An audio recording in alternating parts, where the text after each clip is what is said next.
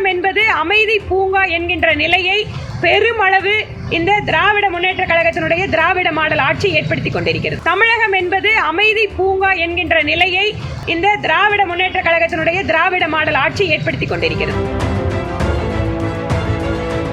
Jayachandran Gold and Diamonds, now at Palikatnai. ஆட்சி செய்வது திராவிட முன்னேற்ற கழக அரசு, பக்கத்தில் இருக்கிறது காங்கிரஸ் இருக்கக்கூடிய அரசு. நான் அசம்பிளிலேயே இதை பத்தி பேசும்போது அவங்க தீர்மானமே எப்படி போடுறாங்க, மத்திய அரசு இதில் தலையிட வேண்டும். என் பக்கத்துல ஸ்டேட்ல இருக்கிற காங்கிரஸ் கட்சி முதல்வரிடம் நீங்க பேச முடியாதா? அப்ப எதுக்கு எல்லாரும் ஒன்னா சேர்ந்து கையை பிடிச்சி மேடையில் ஏறி நாங்க மத்திய அரசு நாங்க அமைச்சிருவோம், நாங்க மக்களுக்கு நல்லது செய்வோம்னு பேசுறீங்க? அப்ப உங்க கூட்டணி தர்மம் அப்படிங்கறது என்ன? தமிழகத்திலே 40க்கு 40 என்று எம்பிக்களை கொடுத்த தமிழக மக்களுக்கு தண்டனையாக மின்கட்டண உயர்வை அறிவித்திருக்கிறது தமிழக அரசு. கிட்டத்தட்ட 5% மின்கட்டண உயர்வு இருக்க போகிறது.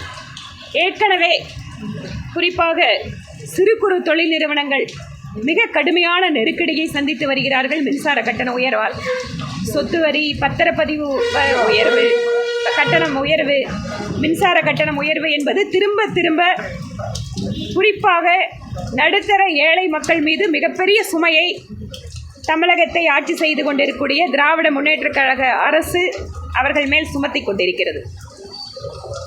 6000 கோடி ரூபாய் கூடுதல் வரியாக கிடைக்கும் என சொல்கிறார்கள் மின்சாரத்துறைக்கு.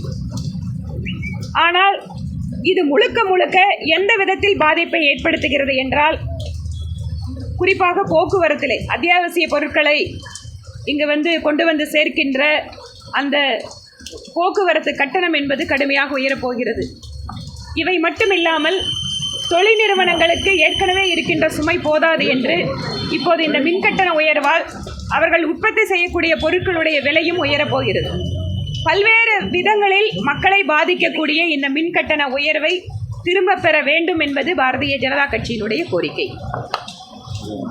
ஏற்கனவே கடந்த உதய மின் திட்டத்தினால தான் மின்கட்டண உயர்வுன்னு சொல்லி லாஸ்ட் டைம் சொல்லியிருந்தாங்க. அதே போல் இந்த டைம் நிதிச்சுமையினால நாங்கள் சொல்கிறாங்க. இதை எப்படி பார்க்குறீங்க? நிதிச்சுமை அப்படின்னு சொல்லக்கூடிய தமிழக அரசு ஜிஎஸ்டி வரி வசூலில் உத்தரப்பிரதேசத்தை விட கீழாக இருக்கிறது. என்ன காரணம்? இங்கு தமிழகத்திலே நிதி நிலைமையை நாங்கள் திராவிட மாடல், நாங்கள் சர்வதேச அளவில் இருக்கக்கூடிய நிதி விற்பனர்களை எல்லாம் வச்சு கமிட்டி போடுறோம் அப்படின்னு முதல் பட்ஜெட்டில் அறிவித்தாங்க. இதுவரைக்கும் அந்த சர்வதேச முக்கியஸ்தர்கள், நிதி விற்பனர்கள் அவங்க என்ன அரசாங்கத்துக்கு வழிகாட்டுதல் கொடுத்துருக்காங்கன்னு தெரியல. அப்படி இருக்கு. அதாவது தமிழக அரசு தான் இந்தியாவிலேயே அதிகமாக கடன் வாங்கி இருக்கக்கூடிய ஒரு அரசு. இந்தியாவில் அதிகமாக கடன் வாங்கினது மட்டும் இல்லை, இன்றைக்கு அதிகமான மின்கட்டணம், சொத்து வரி உயர்வு, பத்திரப்பதிவு கட்டண உயர்வு, குறிப்பாக ரியல் எஸ்டேட் துறை என்பது இன்று மக்கள் தனியாக வீடு கட்டுவதை விட்டு அடுக்குமாடி குடியிருப்புகளை வாங்க ஆரம்பிச்சிருக்காங்க. ஏனென்றால் அது பட்ஜெட்டு ப்ளஸ் நம்மளுக்கும் லேண்ட் சேவ் ஆகுது. ஆனால் அடுக்குமாடி குடியிருப்புகளை வாங்கி கொண்டிருக்கிற மீது கிட்டத்தட்ட 30% அதிகமான வரி அதில் விதிக்கப்படுகிறது. இந்த மாதிரி எல்லா தரப்பு மக்களுமே பாதிக்கப்படக்கூடிய விஷயமா தான் அரசு செஞ்சுட்டு இருக்காங்க. இவர்கள் எது செய்தாலும் அதற்கு பழியை தூக்கி மத்திய அரசு மேலே போடுறது வாடிக்கை. மின்சார கட்டண உயர்வா? உதய திட்டம் என்ன மின்சார கட்டணத்தை ஏற்ற சொல்கிறாங்களா? இல்லை, நீங்கள் மக்களுக்காக கொடுத்து கொண்டிருக்கக்கூடிய மின்சாரத்தை ஒழுங்குபடுத்துங்கன்னு சொல்கிறாங்க. என்ன அர்த்தம்? இலவசமாக யாருக்கெல்லாம் கொடுக்குறீங்களோ யாருக்கு எத்தனை கொடுக்குறீங்கிற கணக்கு வச்சுக்கோங்கன்னு சொல்கிறாங்க. இது எப்படிங்க உதயோட கட்டுப்பாடாகும்? யாருக்கு எத்தனை கொடுக்கிறீர்கள் என்பதை கணக்கு வைத்துக் கொள்ளுங்கள் அப்படின்னு மட்டும்தான் மத்திய அரசு சொல்லுது. உடனே நாங்கள் விலை சொத்து வரி ஏற்றுனா மத்திய அரசு, மின் கட்டணத்தை ஏற்றுனா உதய திட்டத்தில் சொன்னாங்க. சரி, அப்போ நாங்கள் மற்றதெல்லாம் சொல்கிறோம், புதிய கல்விக் கொள்கை சொல்கிறோம், ஏன் இம்ப்ளிமெண்ட் பண்ண மாட்டேங்கிறீங்க? ஒரே நாடு ஒரே தேர்தல் மத்திய அரசு சொல்லுது, ஏன் இம்ப்ளிமெண்ட் பண்ண மாட்டேங்கிறீங்க? இதுக்கு மட்டும் உங்களுக்கு மத்திய அரசு சொல்கிறத கேட்குறேன்னு சொல்கிறீங்கல்ல. அதனால் தமிழக அரசு அவர்கள் மீது மக்களுடைய கோபம் வராமல் இருப்பதற்கு, பழியை திசை திருப்புவதற்காக இந்த வேலையை பண்றாங்க.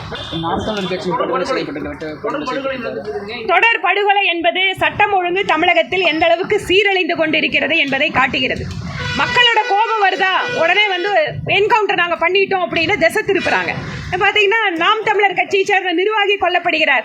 அரசியல் கட்சியை சார்ந்தவர்களுக்கு இதுதான் நிலைமை என்றால், இன்று ஒவ்வொரு நாளும் குறிப்பாக பெண்கள் மீதான வன்முறை, பட்டியலினத்தை சார்ந்தவர்கள் மீதான வன்முறை, தமிழகம் என்பது அமைதி பூங்கா என்கின்ற நிலையை பெருமளவு இந்த திராவிட முன்னேற்ற கழகத்தினுடைய திராவிட மாடல் ஆட்சி ஏற்படுத்தி கொண்டிருக்கிறது. காவேரி நடுமல் சம்பந்தமாக சட்டமன்றத்தை கூட்டி அனைத்து கட்சி கூட்டிட்டு அது உங்களுடைய பார்வையை போச்சு. அதாவது இங்குதாங்க வித்தியாசமா பார்க்க முடியும். ஆட்சி செய்வது திராவிட முன்னேற்ற கழக அரசு, பக்கத்தில் இருக்கிறது காங்கிரஸ் இருக்கக்கூடிய அரசு. நான் அசெம்பிளிலேயே இதை பத்தி பேசும்போது அவங்க தீர்மானமே எப்படி போடுறாங்க, மத்திய அரசு இதில் தலையிட வேண்டும். ஏன் பக்கத்துல ஸ்டேட்ல இருக்கிற காங்கிரஸ் கட்சி முதல்வரிடம் நீங்க பேச முடியாதா? அப்போ எதுக்கு எல்லாரும் ஒன்றா சேர்ந்து கையை பிடிச்சி மேடையில் ஏறி நாங்கள் மத்திய அரசு நாங்கள் அமைச்சிருவோம், நாங்கள் மக்களுக்கு நல்லது செய்வோம்னு பேசுகிறீங்க? அப்போ உங்கள் கூட்டணி தர்மம் அப்படிங்கிறது என்ன? கூட்டணி தர்மங்கிறதா மோடியை வீழ்த்துறதுக்காக கூட்டணி தர்மமாக இருக்கக்கூடாது. அந்த கூட்டணி தர்மம் மக்களோட உரிமைகளை பாதுகாக்கிறதா இருக்கணும். இதை மக்களை ஏமாத்துறதுக்காக மேட்டூர் டேமை திறக்க முடியாததுக்கு உடனே திருப்பி மத்திய அரசு மேலே நாங்கள் வலியுறுத்துவோம். உங்கள் கூட்டணியில் பிஜேபி ஆட்சி செய்கின்ற வரைக்கும் கர்நாடகாவில் இந்த பிரச்சனை வந்துதா? வரலையே. இப்போ காங்கிரஸ் கட்சி வந்தோடனே அந்த இடத்துல ஏன் பிரச்சனை வருது? அவங்கள திமுக அதிகமாக எம்பி வச்சிருக்கிறவங்க, நாங்கள் தான் எதிர்கட்சிக்கு வழிகாட்டுறன்னு சொல்கிறவங்க திரு மு.க. ஸ்டாலின் அவர்கள் சொன்னால் கர்நாடக காங்கிரஸ் கேட்காதா? அதிகமாக எம்பி வச்சிருக்கிற கட்சி, வழி நடத்துகிற கட்சி. அப்போ உங்களால் காங்கிரஸ் கவர்மெண்ட் கிட்ட சொல்லி கர்நாடகத்திலேயே தண்ணீர் வாங்க முடியலையே, அப்போ நீங்கள் இந்தியாவை எப்படி ஆட்சி பண்ணுவீங்க? நன்றிங்க. நன்றி. நன்றி. Jayachandran Gold and Diamonds, now at Palikatnai.